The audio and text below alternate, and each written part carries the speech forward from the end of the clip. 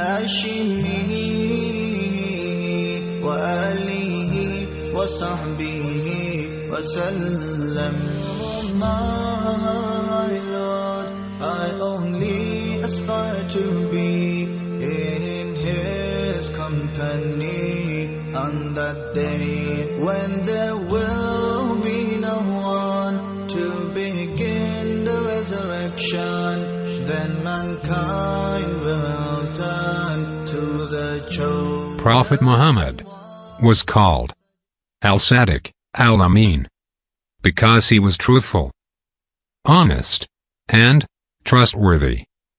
Now, we will see two amazing promises of Prophet Muhammad, peace be upon him, that came true. In Sahih Muslim, which is one of the most authentic books in Islam, the Prophet was asked to describe the signs that will happen before the day of judgment.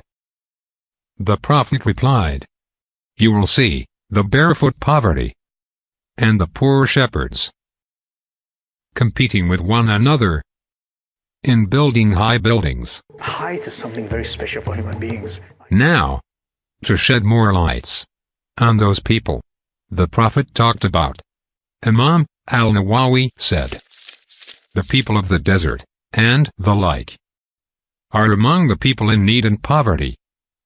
The world will lavishly be given to them, so that they will be competing with one another in multiplying the houses' levels and raising them up."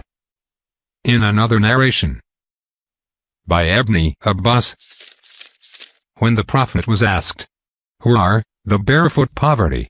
the Prophet replied, "The Arabs."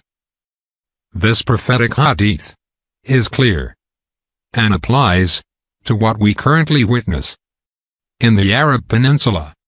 The Prophet spoke about signs.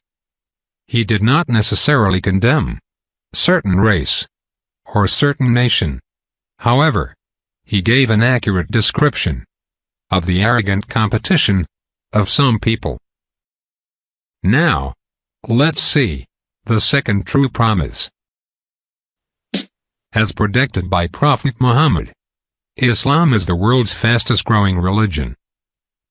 The Prophet, peace be upon him, said, "This matter will keep spreading as far as the night and day reach, until Allah will not leave a house made of mud or a hair, but will make this religion enter it." By the year 2070, the number of Muslims could equal the number of Christians around the world. That's according to a study by the Pew Research Center. Over the next 4 decades, Christians will still be the largest religious group, but Islam will grow faster than any other major religion and make up 30% of the world's population. We're joined by Conrad Hackett, Associate Director of Research and Senior Demographer at Pew Research Center, to help us break down the study. Conrad, your study shows the religious landscape in the world is changing at a very rapid rate, relatively speaking. Give us a snapshot of what the trends are and what's going to happen by 2050. Well, the biggest pattern is that while Christians are the largest group in the world, Muslims are growing fastest, twice as fast as the world's population, about twice as fast as Christians, who are roughly keeping pace with global population growth. And in the decades ahead, eventually, we think that if we go out a little bit beyond 2050, that Muslims will eventually outnumber Christians when we get to about the year 2075 or so. It's very interesting. We have a graph that shows that we want to show. It gives you a little bit more detail about the population growth. It shows, as you were saying about Muslims, the only major religious group projected to have that increase at a faster rate.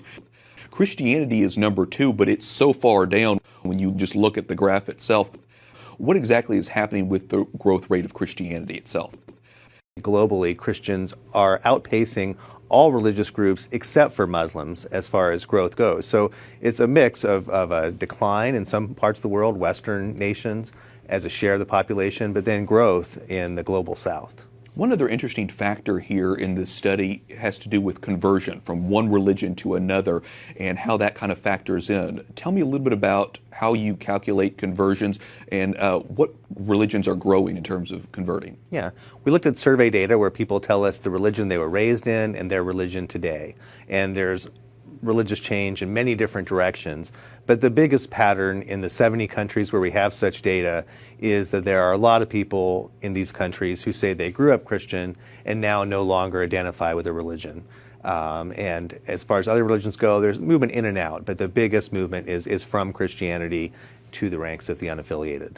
Yeah, or the nuns, atheists, yes, that sure. kind of thing. Very interesting, and I know that you guys will continue to calculate this, like I said, for the decades to come. Conrad Hackett, Pew Research Center, thanks so much for talking with us. My pleasure, thank you. For you will be given today, my ummah will be his cry. Oh Allah, grant them a high status in your paradise. This is